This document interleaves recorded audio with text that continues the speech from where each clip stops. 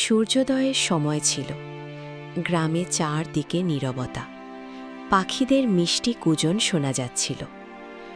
মনোহর আর তার স্ত্রী সরলা একটি ছোট্ট কুঁড়ে ঘরে থাকে। মনোহর একজন কুমোর, মাটির হাঁড়ি পাতিল বানিয়ে জীবিকা চালায়। হে আল্লাহ, আজ আবার আমাকে এতগুলো হাঁড়ি বাজারে বিক্রি করতে নিয়ে যেতে হবে। কাল আমি পুরো 10টা হাঁড়ি নিয়ে গিয়েছিলাম, কিন্তু মাত্র 3টে বিক্রি হয়েছে। বাকি 7টা আবার ফিরিয়ে আনতে হয়েছে। বলো তো, এভাবে সংসার কিভাবে চলবে? ঋণের বোঝা তো আগেই মাথার ওপর। আমি কিছুই বুঝতে পারছি না কি করব আর কিভাবে করব। তখনই সরলা মনোহরের কাছে আসে। সরলার কাছে একটি ভাঙা মাটির পাত্র ছিল। শুনছেন, এটা দেখুন। কাল আপনি যে হাঁড়িগুলো বানিয়েছিলেন তার মধ্যে আরেকটা ভেঙে গেছে। আমি বুঝতে পারছি না কি করব। আপনি এত কষ্ট করেন, তবুও আমাদের কপালে সুখ নেই। কখনো হাঁড়ি ভেঙে যায়, আবার কখনো বিক্রি হয় না। হে আল্লাহ, আর কতদিন আমরা এভাবে জীবন কাটাবো? আমিও জানি না সরলা। আমি দিন রাত পরিশ্রম করি, সকাল থেকে রাত পর্যন্ত চাকে বসে থাকি। আমার আঙুলগুলো পর্যন্ত ক্ষয়ে গেছে, তবুও কিছুই হচ্ছে না। মনে হয় আমাদের ভাগ্যে শুধু দারিদ্র্যই লেখা আছে। কিন্তু তবুও আমি হার মানব না, আমি চেষ্টা চালিয়ে যাব। তুমি দুশ্চিন্তা করো না, আল্লাহর উপর ভরসা রাখো। একদিন অবশ্যই আমাদের দিন বদলাবে। আপনি সবসময় বলেন আল্লাহর উপর ভরসা রাখতে, কিন্তু আর কতদিন? আমাদের বিয়ে হয়েছে 5 বছর। এই 5 বছরে আমরা শুধু দারিদ্র্য আর কষ্টই দেখেছি। ঠিকমতো একবেলা খাবারও জোটে না। কখনো কখনো তো না খেয়েই ঘুমাতে হয়। আমার তো মনে হয় আমার আসার পর আপনার ভাগ্য আরও খারাপ হয়ে গেছে। না সরলা, এমন কথা বলো না। তুমি আসার পরেই আমার জীবনে কিছুটা সুখ এসেছে। আগে তো আমি একেবারেই একা ছিলাম। তোমাকে ছাড়া আমার জীবন একেবারে ফাঁকা ছিল। তুমি আসার পর অন্তত ঘরে একজন সঙ্গী তো পেয়েছি। হ্যাঁ, আমরা গরিব হতে পারি, কিন্তু আমরা সৎ।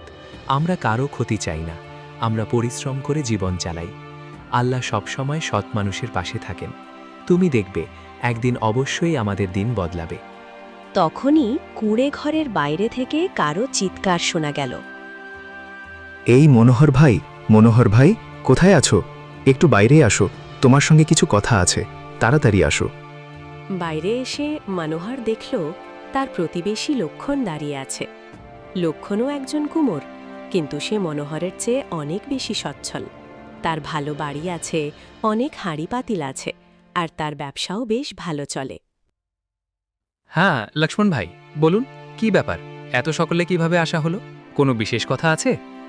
আরে মনোহর ভাই, আমি তো এমনিই তোমার খোঁজ খবর নিতে এলাম। বলো, কেমন চলছে তোমার কাজকর্ম? কাল বাজারে তোমাকে দেখেছিলাম, অনেকগুলো হাঁড়ি নিয়ে গিয়েছিলে, তাই না? কতগুলো বিক্রি হলো? নিশ্চয়ই ভালোই টাকা কামিয়েছো, তাই তো? না ভাই, কাল তো মাত্র 3টে হাঁড়ি বিক্রি হয়েছে। বাকি সব আবার ফিরিয়ে আনতে হয়েছে। জানি না কেন মানুষ আমার হাঁড়িগুলো কেনে না। আমি অনেক পরিশ্রম করি, ভালো মাটি নিয়ে আসি, যত্ন করে হাঁড়ি বানাই, তবুও বিক্রি হয় না। আরে মনোহর ভাই, জানো তোমার হাঁড়ি কেন বিক্রি হয় না? কারণ তোমার হাঁড়িগুলো দেখতে তেমন ভালো না। তোমার কাছে ঠিকঠাক চাকও নেই। তোমার চাক তো ভাঙাচোরা, তাই না? বলো তো, ওই চাক দিয়ে ভালো হাঁড়ি কিভাবে বানাবে? আর তোমার কাছে নতুন চাক কেনার মতো টাকাও নেই। আরে ভাই, গরিব মানুষ তো সবসময় গরিবই থাকে, এটা তো ভাগ্যের ব্যাপার। তোমার কপালে যদি দারিদ্র্যই লেখা থাকে, তাহলে আর কী বা করা যাবে? লক্ষ্মণ ভাই, আপনি ঠিকই বলছেন, আমার কাছে ভালো চাক নেই, কিন্তু আমি সর্বশক্তি দিয়ে কাজ করি। আমি সৎভাবে নিজের জীবিকা চালানোর চেষ্টা করি। আমি কারো প্রতি হিংসাও করি না। আপনি সচ্ছল, এতে আমি খুবই খুশি। আমি আপনার সাফল্যে ঈর্ষা করি না। আমার বিশ্বাস, একদিন আমার দিনও বদলাবে। হ্যাঁ হ্যাঁ, বদলাবে।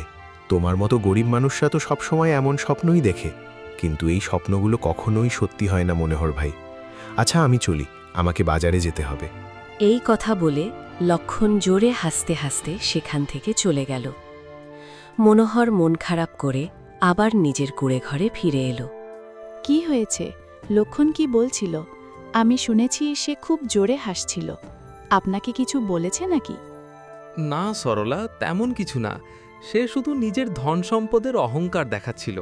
তার ধারণা গরিব মানুষ সবসময় গরিবই থাকে, কিন্তু আমি তার উপর একটুও রাগ করিনি। প্রত্যেক মানুষের নিজস্ব চিন্তাভাবনা থাকে। ঠিক আছে, আপনি যান, আমি ঘরের কাজ করি। আর হ্যাঁ, পথে সাবধানে যাবেন, নদীর ধারে খুব পিচ্ছিল থাকে, কোথাও পড়ে যাবেন না যেন। হ্যাঁ হ্যাঁ, আমি সাবধানে যাব, তুমি চিন্তা করো না। মনোহর একটি বড় ঝুড়ি তুলে নিয়ে নদীর দিকে রওনা দিল। রাস্তা ছিল বন্ধুর, আর প্রচণ্ড গরমও পড়েছিল, কিন্তু তবুও সে থামল না। এখানকার মাটি খুব ভালো, এই মাটি দিয়ে বানানো হাঁড়ি খুব মজবুত হয়। আমি এখান থেকে ভালো মাটি সংগ্রহ করব, তারপর সুন্দর কিছু হাঁড়ি বানাবো। ঈশ্বর করুন সেগুলো বিক্রি হোক, আর আমি কিছু টাকা পাই। মনোহর নদীর ধারে বসে মাটি সংগ্রহ করতে লাগল। হঠাৎ সে কারো গুঙ্গানির শব্দ শুনতে পেল। সে চমকে উঠল। এই শব্দটা কোথা থেকে আসছে? মনে হচ্ছে কেউ কষ্টে আছে। আমার দেখা উচিত, হয়তো কারো আমার সাহায্য দরকার। মনোহর শব্দের দিকে এগিয়ে গেল। কিছু দূর যাওয়ার পর সে ঝোপের আড়ালে একটি খুব সুন্দর সোনালি রঙের রাজহাঁস দেখতে পেল। রাজহাঁসটি আহত ছিল, তার পাখায় রক্ত লেগেছিল। হে আল্লাহ, এই রাজহাঁসটি তো ভীষণভাবে আহত। এর পাখায় গভীর ক্ষত হয়েছে, মনে হচ্ছে কেউ একে তীর মেরেছে। বেচারা কত কষ্টে আছে। আমাকে এর সাহায্য করতেই হবে। যদিও এটি একটি পাখি, তবুও এটি তো আল্লাহরই সৃষ্টি। আমি এটাকে এভাবে কষ্ট পেতে ফেলে রাখতে পারি না। মনোহর ধীরে ধীরে রাজহাঁসটির কাছে গেল। রাজহাঁসটি ভয়ে তার কাছ থেকে দূরে সরে যেতে চাইল, কিন্তু আঘাতের কারণে নড়তেও পারল না। ভয় পেও না পাখিরাজ, আমি তোমার কোনো ক্ষতি করব না। আমি শুধু তোমাকে সাহায্য করতে চাই। তুমি আহত, তোমার ক্ষতে কিছু লাগাতে হবে। তুমি শান্ত থাকো, আমি তোমাকে কষ্ট পেতে দেব না। মনোহর তার কাপড় থেকে একটি টুকরো ছিঁড়ে নিল। তারপর নদী থেকে পানি এনে রাজহাঁসটির ক্ষত ধীরে ধীরে পরিষ্কার করল। এরপর পাশের ঝোপ থেকে কিছু ঔষধি পাতা এনে ক্ষতের ওপর লাগালো। তারপর ছেঁড়া কাপড় দিয়ে ক্ষতটি বেঁধে দিল। এখন ঠিক আছে। এই ঔষধি পাতাগুলো খুব তাড়াতাড়ি ক্ষত সারিয়ে দেবে। আমার মা আমাকে বলতেন এই পাতাগুলো যে কোনো ক্ষত ভালো করে দেয়। তুমি চিন্তা করো না, কয়েকদিনের মধ্যেই তুমি ভালো হয়ে যাবে। কিন্তু তুমি এখানে এই অবস্থায় থাকতে পারো না। এখানে বন্য জন্তু আসে, তারা তোমার ক্ষতি করতে পারে। আমি তোমাকে আমার সঙ্গে নিয়ে যাচ্ছি। আমি তোমার যত্ন নেব। যখন তুমি পুরোপুরি সুস্থ হয়ে উঠবে, তখন আবার জঙ্গলে ফিরে যেও। মনোহর খুব সাবধানে রাজহাঁসটিকে তুলে নিয়ে তার ঝুড়িতে রাখল এবং বাড়ির দিকে রওনা দিল। সরলা, সরলা, দেখো তো আমি কি নিয়ে এসেছি। সরলা কুঁড়ে ঘর থেকে বাইরে এলো। ঝুড়ির ভেতরে আহত রাজহাঁসটি দেখে সে অবাক হয়ে গেল। আরে, এটা কি? এটা তো একটা রাজহাঁস, আর সেটাও সোনালি রঙের। আমি আজ পর্যন্ত এত সুন্দর রাজহাঁস দেখিনি, কিন্তু এটা আহত হলো কিভাবে? আর আপনি এটাকে এখানে কেন নিয়ে এলেন? আমি নদীর ধারে মাটি সংগ্রহ করছিলাম, তখন এর কষ্টের শব্দ শুনতে পাই। কাছে গিয়ে দেখি বেচারা খুব খারাপভাবে আহত। মনে হয় কোনো শিকারী এটাকে তীর মেরেছে। আমি এর এই অবস্থা দেখে থাকতে পারিনি, তাই এর ক্ষতে ঔষধ লাগিয়েছি, আর এখন আমি এর যত্ন নেব। আপনি খুব ভালো কাজ করেছেন। আমাদের প্রত্যেক জীবের সাহায্য করা উচিত। আমরা গরিব হতে পারি, কিন্তু আমাদের হৃদয় অনেক বড়। মনোহর আর সরলা রাজহাঁসটির খুব যত্ন নিতে লাগল। সরলা তাকে দানা পানি দিত, আর মনোহর প্রতিদিন তার ক্ষতে নানা ঔষধ লাগাত। ধীরে ধীরে রাজহাঁসটি সুস্থ হয়ে উঠতে লাগল। আরে বাহ, তোমার ক্ষত তো প্রায় ভালো হয়ে গেছে। এটা খুবই ভালো খবর। তোমার পরিবারও নিশ্চয়ই তোমার জন্য অপেক্ষা করছে। তুমি পুরোপুরি সুস্থ হয়ে গেলে আবার জঙ্গলে তোমার বাড়িতে ফিরে যেও। হঠাৎই রাজহাঁসটি কথা বলতে শুরু করল। এটা শুনে মনোহর ভীষণ অবাক হয়ে গেল। মনোহর, তুমি খুবই দয়ালু। তুমি এক অজানা পাখির প্রাণ বাঁচিয়েছ। তুমি কোনো স্বার্থ ছাড়াই আমার সেবা করেছ। তোমার এই দয়া আর নিঃস্বার্থতায় আমি খুবই মুগ্ধ। এ কি হচ্ছে? তুমি তুমি কথা বলছো, কিন্তু কিভাবে? তুমি তো একটা পাখি। পাখি আবার কিভাবে কথা বলতে পারে? আমি কি স্বপ্ন দেখছি নাকি আমার চোখে ভ্রম হচ্ছে? এটা কি হচ্ছে? এ কি, এই রাজহাঁস কথা বলছে? আমি তো আজ পর্যন্ত কোনো পাখিকে কথা বলতে শুনিনি। এটা কি কোনো জাদু, নাকি এটি কোনো দেবতা? তোমরা ভয় পেও না, আমি তোমাদের কোনো ক্ষতি করব না। আমি কোনো সাধারণ রাজহাঁস নই, আমি স্বর্ণ রাজহাঁস। আমি স্বর্গলোক থেকে এসেছি, আমি দেবতাদের দূত। আমার কাজ পৃথিবীতে ঘুরে বেড়ানো এবং ভালো মানুষদের খুঁজে বের করা। কিন্তু কয়েকদিন আগে এক রাক্ষস আমার উপর আক্রমণ করেছিল। সে আমাকে আহত করে দিয়েছিল। আমি এখানে পড়ে গিয়েছিলাম। আমি ভেবেছিলাম আমার শেষ হয়ে গেছে, কিন্তু তোমরা আমার প্রাণ বাঁচিয়েছ। তোমরা নিঃস্বার্থভাবে আমার সেবা করেছ। আমি তোমাদের কাছে অত্যন্ত কৃতজ্ঞ। হে স্বর্ণরাজহাঁস মহারাজ, আমরা তো শুধু আমাদের কর্তব্যই পালন করেছি। আমরা দেখেছি একটি প্রাণী কষ্টে আছে, তাই তাকে সাহায্য করা আমাদের উচিত মনে হয়েছে। আমরা তেমন বড় কোনো কাজ করিনি। আমরা খুবই গরিব মানুষ, আমাদের কাছে কিছুই নেই, কিন্তু আমাদের হৃদয় দয়ালু। আমরা কারো কষ্ট দেখতে পারি না। আপনাকে সাহায্য করতে পেরে আমরা সত্যিই খুব খুশি। মনোহর, তুমি সত্যিই খুব মহান। তোমার কাছে ধন সম্পদ না থাকলেও তোমার হৃদয় সোনার মতো। তোমার এই দয়া আর নিঃস্বার্থতা খুবই বিরল। এই পৃথিবীতে এমন মানুষ খুব কমই আছে যারা কোনো স্বার্থ ছাড়াই অন্যদের সাহায্য করে। তোমার এই মহানতার জন্য আমি তোমাকে একটি বর দিতে চাই। বরদান? আপনি আমাদের বর দেবেন? কিন্তু আমরা তো খুব সাধারণ মানুষ, আমরা তো কোনো বর পাওয়ার যোগ্য নই। না সরলা, তোমরা বর পাওয়ার সম্পূর্ণ যোগ্য। তোমরা আমার প্রাণ বাঁচিয়েছ। আমি তোমাদের এই উপকার কখনো ভুলতে পারবো না। এখন বলো, তোমরা কি চাও? তোমরা আমার কাছে কি বর চাইতে চাও? হে স্বর্ণ রাজহাঁস মহারাজ, আমরা খুব গরিব। আমাদের কাছে খাওয়ার জন্যও যথেষ্ট অর্থ নেই। আমি দিন রাত পরিশ্রম করি, তবুও পর্যাপ্ত টাকা পাই না। যদি আপনি আমাদের কিছু দিতে পারেন, তাহলে একটু অর্থ দিন, যাতে আমরা ভালোভাবে সংসার চালাতে পারি।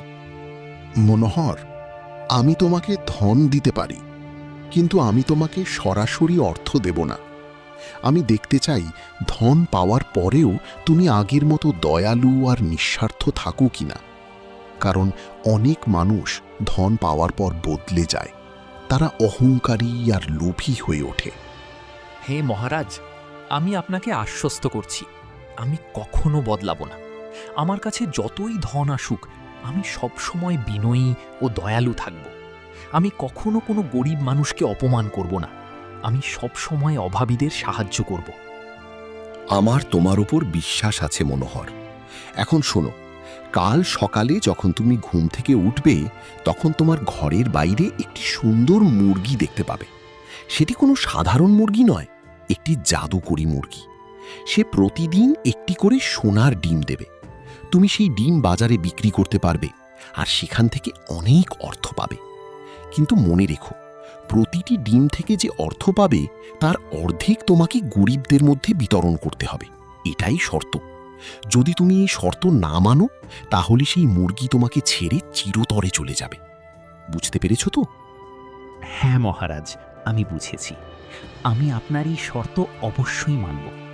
প্রতিটি ডিম থেকে যে অর্থ পাব, তার অর্ধেক গরিবদের মধ্যে ভাগ করে দেব। আপনি আমার উপর বিশ্বাস রাখতে পারেন। আমি আপনাকে কখনোই প্রতারণা করব না। খুব ভালো, তোমার ওপর আমার সম্পূর্ণ বিশ্বাস আছে মনোহর। এখন আমার ক্ষত সেরে গেছে, আমাকে আবার স্বর্গলোকে ফিরে যেতে হবে।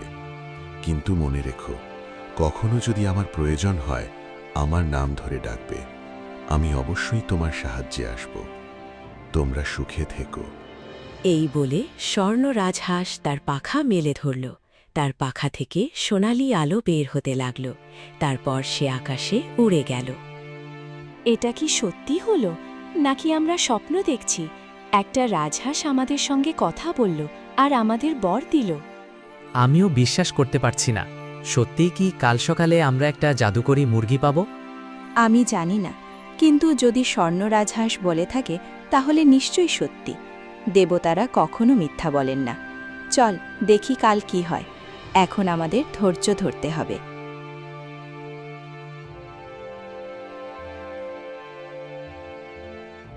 পরদিন সকালে সূর্যের প্রথম আলো ফুটতেই মনোহর ঘুম থেকে উঠে দাঁড়াল।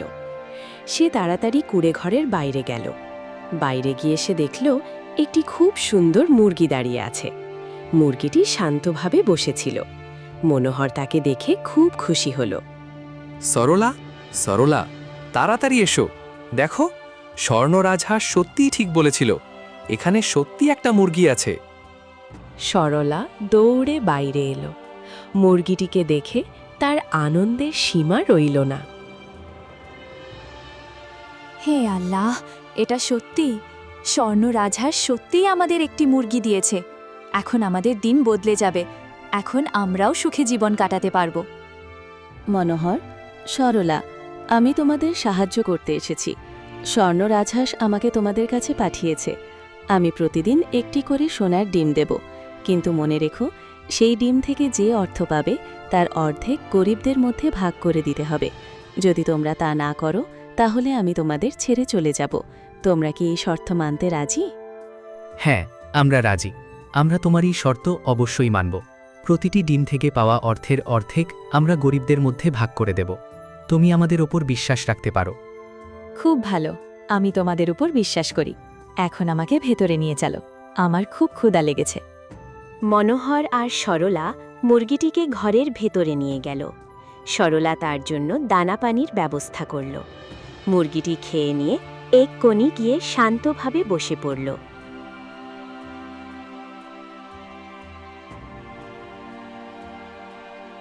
পরের দিন সকালে মনোহর ঘুম থেকে উঠে দেখে মুরগিটি একটি সোনার ডিম পেড়েছে। ডিমটি খুবই ঝকঝকে ছিল। সরলা, দেখো, মুরগিটা সত্যিই একটা সোনার ডিম দিয়েছে। এটা কত সুন্দর ঝলমলে। আমার মনে হয় এটা খুবই দামি হবে।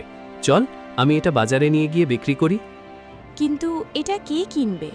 মানুষ তো বলবে এটা নকল। কেউ বিশ্বাসই করবে না যে এটা আসল সোনার ডিম।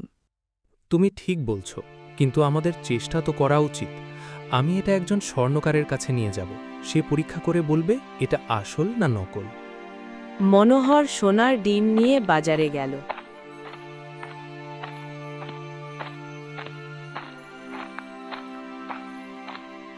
সেখানে একটি স্বর্ণকারের দোকান ছিল। সে তার কাছে গিয়ে দাঁড়ালো। আমি আপনাকে একটা প্রশ্ন করতে চাই। আপনি কি এই ডিমটা দেখে বলতে পারবেন এটা আসল সোনার না নকল? আরে, এটা তো সত্যিই সোনার ডিম, আর এটা খুবই খাঁটি সোনা। আমি আমার জীবনে এমন ডিম কখনো দেখিনি। তুমি এটা কোথা থেকে পেলে? এটা তো খুবই মূল্যবান। এটা আমি আমার জমিতে পেয়েছি। আমি মাটি খুঁড়ছিলাম, তখন এটা পাই। আমি এটা বিক্রি করতে চাই।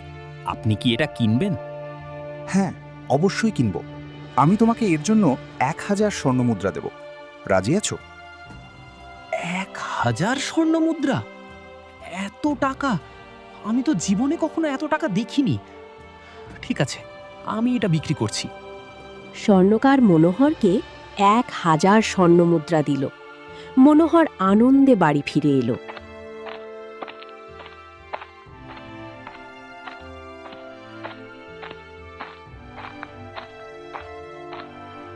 স্বর্ণলা, শোনো, আমি ডিমটা বিক্রি করে 1000 স্বর্ণমুদ্রা পেয়েছি। সত্যি 1000 স্বর্ণমুদ্রা? আমি তো বিশ্বাসই করতে পারছি না। আমরা তো ধনী হয়ে গেছি। এখন আর আমাদের না খেয়ে থাকতে হবে না। আমরা ভালো একটা বাড়িতে থাকতে পারবো। হ্যাঁ সরলা, কিন্তু মনে আছে তো স্বর্ণ রাজহাঁস কি বলেছিল? এই টাকার অর্ধেক আমাদের গরিবদের মধ্যে বিলিয়ে দিতে হবে। তাই আমি 500 স্বর্ণমুদ্রা গরিবদের মধ্যে দিয়ে দেব। কিন্তু 500 স্বর্ণমুদ্রা তো অনেক। আমরা কি একটু কম দিতে পারি না? না সরলা, আমি স্বর্ণ রাজহাঁসকে কথা দিয়েছি। আমি আমার কথা ভাঙব না। আমাদের ঠিক অর্ধেকই দিতে হবে, না হলে জাদুকরি মুরগি আমাদের ছেড়ে চলে যাবে। আর এটাও ভাবো, আমরা তো প্রতিদিন একটা করে সোনার ডিম পাবো। আমাদের টাকার অভাব হবে না। আমাদের লোভী হওয়া উচিত নয় সরলা। আপনি একদম ঠিক বলছেন। আমাকে মাফ করে দিন। আমি একটু লোভে পড়ে গিয়েছিলাম। আপনি যা ঠিক মনে করেন তাই করুন। সেদিনই মনোহর গ্রামে গিয়ে 500 স্বর্ণমুদ্রা গরিবদের মধ্যে বিলিয়ে দিল। গ্রামের গরিব মানুষগুলো খুব খুশি হল। তারা মনোহরকে অনেক আশীর্বাদ দিল। বাবা মনোহর, তুমি আমাদের গরিবদের অনেক বড় সাহায্য করেছ। আল্লাহ তোমাকে সবসময় সুখে রাখুন, তোমার ধন সম্পদ সবসময় বাড়তে থাকুক। তুমি খুব ভালো মানুষ। মা, আমি তেমন কিছুই করিনি। আমি নিজেও তো গতকাল পর্যন্ত খুব গরিব ছিলাম। আমি জানি গরিব হয়ে কিভাবে বাঁচতে হয়, তাই আমি আপনাদের মতো মানুষের সাহায্য করতে চাই। আপনারা শুধু আমার জন্য দোয়া করবেন। এইভাবে প্রতিদিন মনোহর মুরগির কাছ থেকে একটি করে সোনার ডিম পেত। সে সেটি বিক্রি করত এবং তার অর্ধেক টাকা গরিবদের মধ্যে বিলিয়ে দিত। ধীরে ধীরে মনোহর খুব ধনী হয়ে উঠল। সে একটি ভালো বাড়ি তৈরি করল, তবুও সে খুবই বিনয়ী রইল। সে সবসময় গরিবদের সাহায্য করত।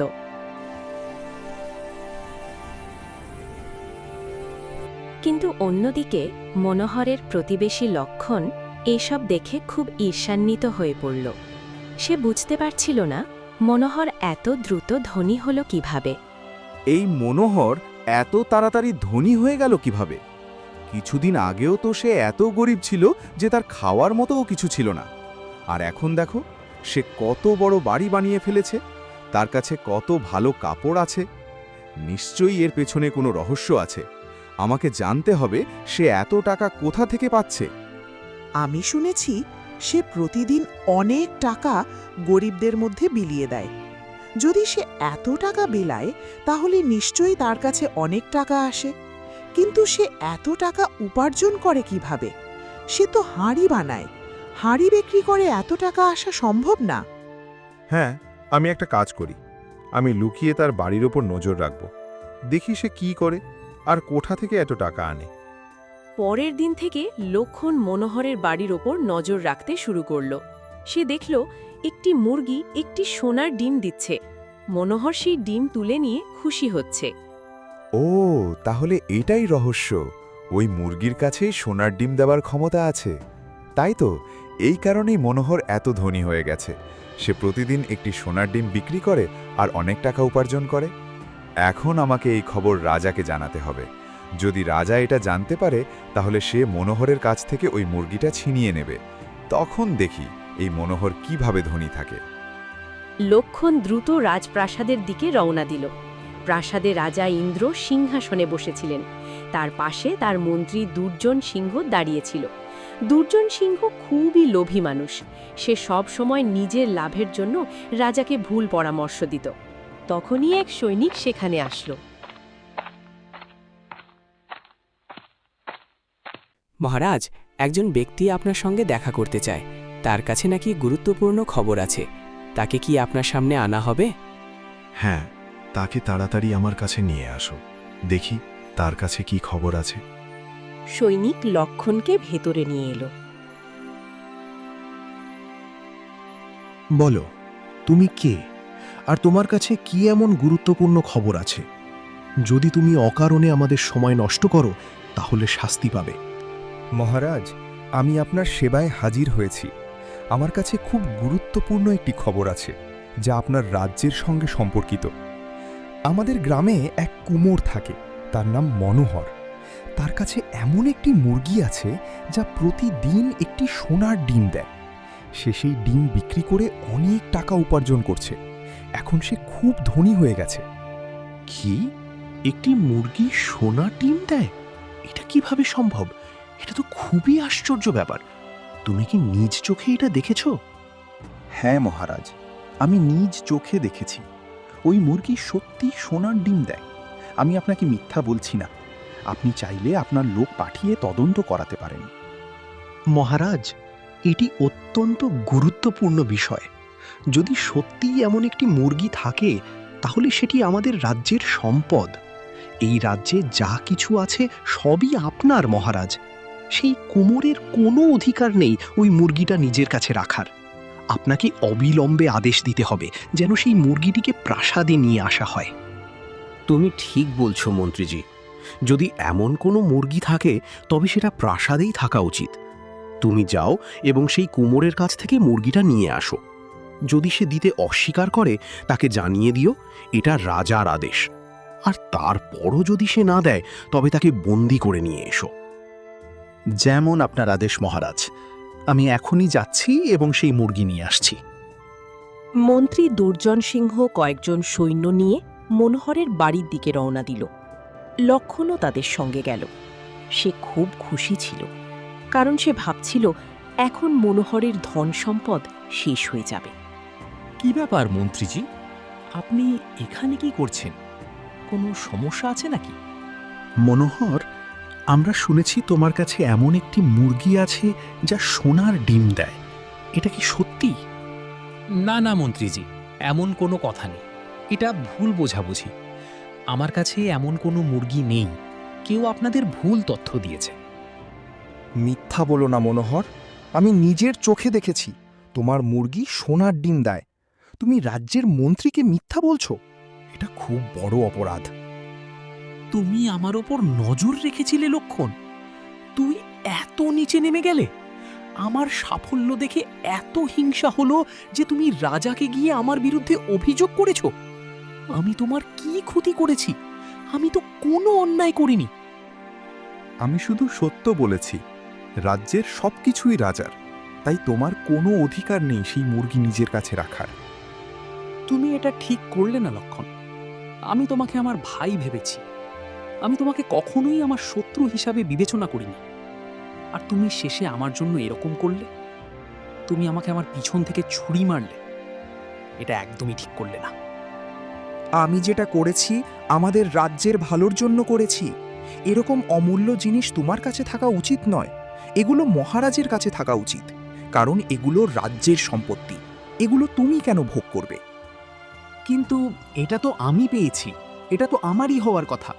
যদি সেটা মহারাজের হতো তাহলে তো আর সেটা আমি পেতাম না। আল্লাহ সেটা তাহলে আমাকে দিত না, সেটা মহারাজকেই দিত।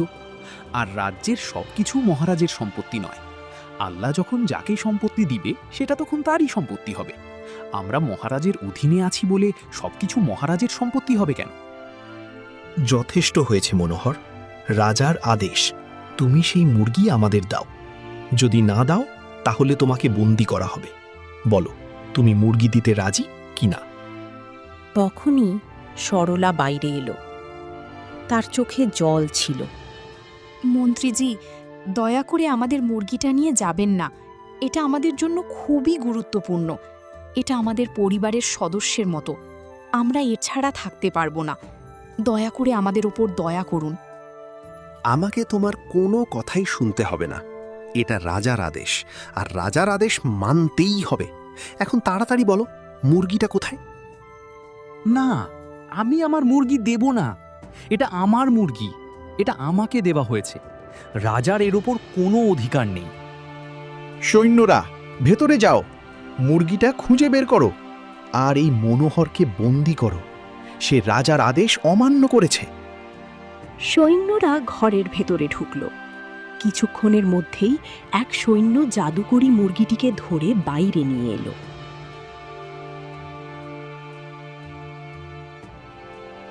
খুব ভালো। এখন সাবধানে মুরগিটা ধরো, একে যেন কোনো ক্ষতি না হয়। আর এই মনোহরকে প্রাসাদের কারাগারে নিয়ে যাও। না না, এটা ভুল হচ্ছে। তোমরা অন্যায় করছো। এই মুরগি আমার। তোমাদের এটা নেওয়ার কোনো অধিকার নেই। এই স্বর্ণহংস, আমাকে বাঁচাও, আমাকে সাহায্য করো। কিন্তু মনোহরের ডাকে কেউ সাড়া দিল না। সৈন্যরা তাকে ধরে নিয়ে গেল। মন্ত্রী মুরগিটিকে নিয়ে প্রাসাদের দিকে রওনা দিল।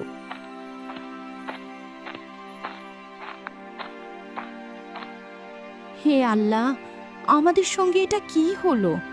আমাদের সঙ্গে এত অন্যায় কেন হচ্ছে? আমরা তো কারো ক্ষতি করিনি।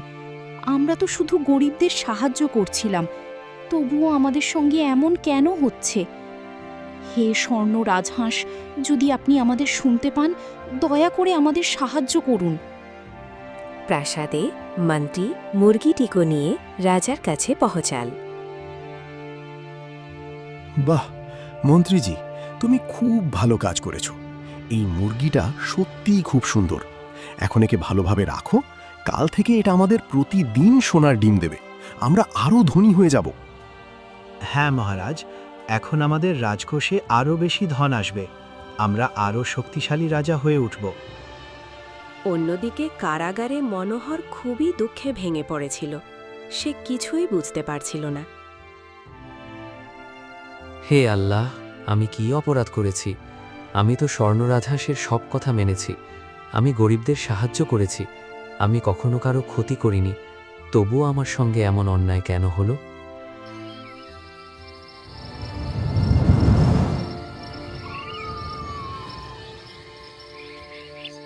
পরের দিন রাজা খুবই উত্তেজিত হয়ে উঠল। রাজা ভোরবেলা ঘুম থেকে উঠে সঙ্গে সঙ্গে মুরগিটিকে দেখতে গেলেন, কিন্তু সেখানে কোনো সোনার ডিম ছিল না। রাজা হতভম্ব হয়ে গেলেন। এটা কি? এই মুরগি সোনার ডিম দিল না কেন?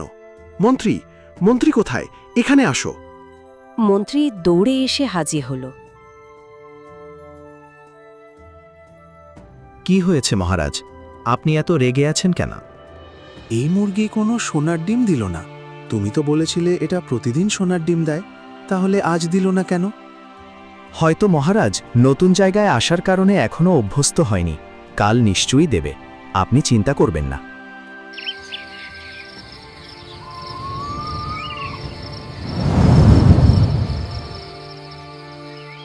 কিন্তু পরের দিনও মুরগি কোনো ডিম দিল না। এভাবে কয়েকদিন কেটে গেল, তবুও একটি সোনার ডিমও পাওয়া গেল না। এই মুরগি তো প্রতারণা, এটা তো একটিও সোনার ডিম দিচ্ছে না। মহারাজ, আমিও তো বুঝতে পারছি না কি হচ্ছে। আমার মনে হচ্ছে মনোহর কোনো চালাকি করছে। ও আমার মনে হয় কোনো জাদু জানে। ও জাদু দিয়ে মুরগিটাকে ডিম পাড়া থেকে বিরত রাখছে, যাতে আমরা এই মুরগি থেকে ডিম না পাই। আচ্ছা মন্ত্রী, তুমি ঠিক করে বলো তো, তুমি কি শিওর যে এই মুরগিটা সোনার ডিম পাড়ে? যদি এটা সোনার ডিম পারতো তাহলে তো আমাদের এখানেও পারার কথা। আজকে তো এতদিন হয়ে গেল, এরপরও সে একটা ডিমও পারবে না। তুমি ঠিক দেখেছো তো এটা সোনার ডিম পারে? সত্যি বলছি মহারাজ, লক্ষণ নিজে দেখেছে যে এই মুরগিটা সোনার ডিম পাড়ে। কিন্তু আমি যেটা বলেছি, আমার মনে হচ্ছে লক্ষণ কোনো জাদু করে রেখেছে, যাতে মুরগিটা আমাদেরকে সোনার ডিম না দেয়। তাই আমি বলি আমরা লক্ষণকে গিয়ে জিজ্ঞাসাবাদ করি, তাহলে ও সত্যি কথা বলবে। চলুন মহারাজ। রাজা মুরগিটিকে নিয়ে সরাসরি মনোহরের কাছে চলে এলেন। মনোহর, এই মুরগি সোনার ডিম দিচ্ছে না কেন? তুমি কি কোনো জাদু করেছ? সত্যি বলো, না হলে তোমাকে কঠোর শাস্তি দেওয়া হবে। মহারাজ, আমি কোনো জাদু করিনি। এই মুরগি সত্যিই জাদু করি। সে শুধু সেই মানুষকেই সোনার ডিম দেয় যে দয়ালু ও নিঃস্বার্থ, যে গরিবদের সাহায্য করে, তার জন্যই সে ডিম দেয়। কি সাহস তোমার! তুমি আমাকে লোভী বলছো? আমি রাজা, আমি যা চাই তাই করতে পারি। যদি এই মুরগি সোনার ডিম না দেয়, তাহলে নিশ্চয়ই এর ডিমগুলো এর পেটের ভেতর আছে। মন্ত্রী, এই মুরগির পেট কেটে ফেলো, ভেতরে নিশ্চয়ই অনেক সোনার ডিম আছে, আমরা সব একসাথে নিয়ে নেব। না মহারাজ, দয়া করে এমন করবেন না। যদি আপনি মুরগিটিকে মেরে ফেলেন তাহলে আর কখনো কোনো সোনার ডিম পাবেন না। দয়া করে এমন করবেন না, আমি আপনার কাছে অনুরোধ করছি।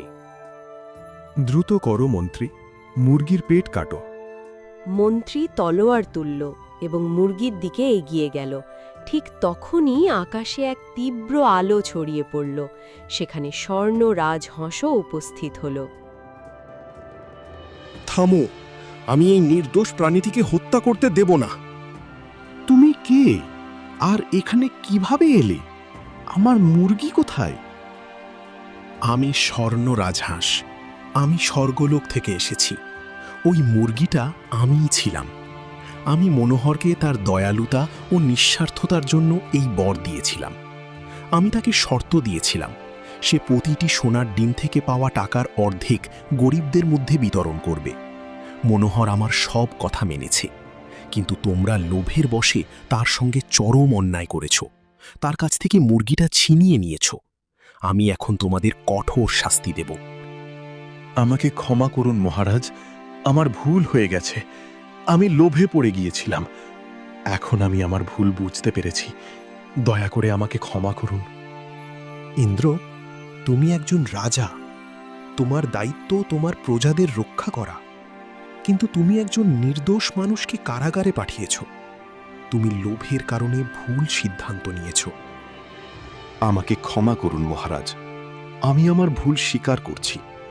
আমি প্রতিজ্ঞা করছি আর কখনো এমন ভুল করব না। আমি সব সময় ন্যায়পরায়ণ থাকব।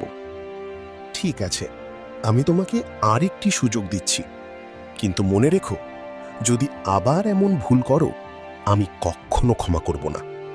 এখন মনোহরকে দ্রুত মুক্তি দাও, তার কাছে ক্ষমা চাও। আর যে লক্ষণ ঈর্ষার বশে মনোহরের বিরুদ্ধে অভিযোগ করেছিল তাকেও এখানে নিয়ে এসো। রাজা সঙ্গে সঙ্গে আদেশ দিলেন। মনোহরের সব শিকল খুলে দেওয়া হলো।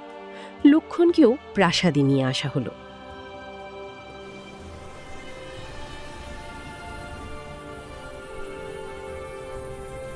মনোহর, আমার খুব বড় ভুল হয়ে গেছে। আমি তোমার সঙ্গে ভীষণ অন্যায় করেছি। আমি লোভে পড়ে গিয়েছিলাম। আমি আমার ভুল বুঝতে পেরেছি। আমাকে ক্ষমা করো, আমাকে ক্ষমা করো, আমাকে ক্ষমা করো। মহারাজ, আমাকে শুধু আমার স্ত্রীর কাছে ফিরে যেতে দিন। আমি শান্তিতে আমার জীবন কাটাতে চাই। আর তুমি লক্ষণ, ঈর্ষার কারণে তুমি তোমার প্রতিবেশীর সঙ্গে বিশ্বাসঘাতকতা করেছ। তোমার লজ্জা হয়নি? মনোহর তোমার কি ক্ষতি করেছিল? সে তো শুধু নিজের পরিশ্রমে ধন উপার্জন করেছিল। আমাকে ক্ষমা করুন মহারাজ, আমি খুব বড় ভুল করেছি। আমি ঈর্ষায় অন্ধ হয়ে গিয়েছিলাম। আমি আমার ভুল বুঝতে পেরেছি। মনোহর ভাই, আমাকে ক্ষমা করে দাও, আমাকে ক্ষমা করে দাও ভাই। আমি তোমাকে ক্ষমা করলাম লক্ষণ, কিন্তু মনে রেখো, ঈর্ষা একটি খুব খারাপ জিনিস। এটা মানুষকে ভিতর থেকে ফাঁকা করে দেয়। আমাদের অন্যের সাফল্যে খুশি হওয়া উচিত, ঈর্ষা করা নয়। আজ আমি তোমাদের সবাইকে একটি বড় শিক্ষা দিলাম। লোভ সবসময় খারাপ, আর ঈর্ষা সবসময় ধ্বংস ডেকে আনে। আমাদের সবসময় দয়ালু ও নিঃস্বার্থ হতে হবে। কিন্তু মনোহরের পরীক্ষা যখন নেওয়া হলো, তখন সে তার ধৈর্য হারায়নি। সে তার সততা কখনো ছাড়েনি। তাই আমি তাকে আরেকটি বর দিচ্ছি। আরেকটি বর? মহারাজ, আমার তো কিছুই চাই না। আমার কাছে ইতিমধ্যেই অনেক কিছু আছে। মনোহর, তোমার এই বিনয়ই তোমার সবচেয়ে বড় শক্তি। এখন শোনো, এখন থেকে তোমার মুরগির আর প্রয়োজন নেই। এখন থেকে তোমার হাতে এমন শক্তি থাকবে যে তুমি যে মাটির পাত্রই বানাবে তা সোনায় পরিণত হবে। কিন্তু শর্ত একই থাকবে, প্রতিটি পাত্র বিক্রি করে পাওয়া অর্থের অর্ধেক গরিবদের মধ্যে বিতরণ করতে হবে। আর মনে রেখো, এই শক্তি তখনই থাকবে যতক্ষণ তুমি দয়ালু ও নিঃস্বার্থ থাকবে। যদি তুমি লোভী হয়ে যাও, এই শক্তি চিরতরে শেষ হয়ে যাবে। ধন্যবাদ মহারাজ, আমি আজীবন আপনার কাছে কৃতজ্ঞ থাকব। আমি প্রতিজ্ঞা করছি, আমি সব সময় দয়ালু ও নিঃস্বার্থ থাকব। আমি সব সময় গরিবদের সাহায্য করব। তুমি ও তোমার স্ত্রী সব সময় সুখে থাকো। এই বলে স্বর্ণ রাজহাঁস আবার উজ্জ্বল আলোতে অদৃশ্য হয়ে গেল।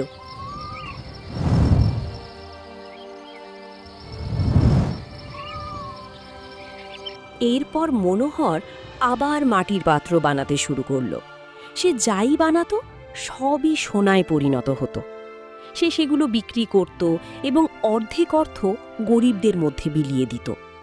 বহু বছর কেটে গেল। একদিন আবার স্বর্ণ রাজহাঁস মনোহরের কাছে এলো। মনোহর, আমি তোমার উপর খুব খুশি। তুমি তোমার কথা রেখেছ। তুমি সব সময় দয়ালু ও নিঃস্বার্থ ছিলে। তুমি গরিবদের অনেক সাহায্য করেছ। তুমি কখনো অহংকার করনি। আমি তোমাকে আশীর্বাদ করি, তুমি সব সময় সুখে থাকো। ধন্যবাদ মহারাজ, এটা আপনার দয়ার ফলেই সম্ভব হয়েছে। আপনি আমাকে সঠিক পথ দেখিয়েছেন। আপনি আমাকে শিখিয়েছেন সত্যিকারের সম্পদ টাকা নয়, ভালো কাজ। দয়া আর নিঃস্বার্থতাই আসল সম্পদ। তুমি সত্যিই একজন মহান মানুষ মনোহর। মনে রেখো, দয়া আর নিঃস্বার্থতাই সবচেয়ে বড় সম্পদ। যে মানুষ অন্যকে সাহায্য করে, আল্লাহ সব সময় তার সাহায্য করেন। এই বলে স্বর্ণ রাজহাঁস দোয়া দিয়ে আবার অদৃশ্য হয়ে গেল।